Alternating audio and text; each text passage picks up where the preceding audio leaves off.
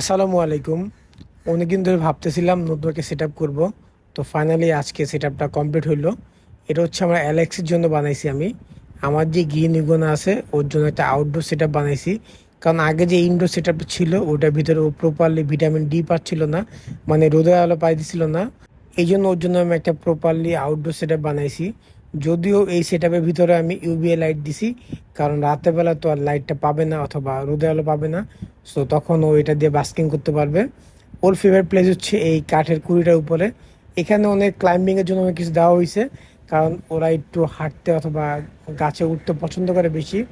তো যদি এটা সাইজ নিয়ে বলতে যে এটা সাইজ কেমন ছিল, এটা হচ্ছে আমার আগের একটা ধাপে ছিল। এটা সাইজ হচ্ছে 4 ফিট বাই 5 ফিট, মানে একটা এগোনোর জন্য পারফেক্ট।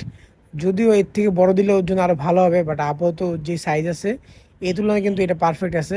চাইলে আমি এখানে কিছু রিয়েল গাছ দিতে পারতাম, কিন্তু যেহেতু ওরা গাছের পাতা খায়, তো রিয়েল গাছ দিয়ে নেই, যদি ওগুলা খাওয়ার পর কোনো সমস্যা হয়।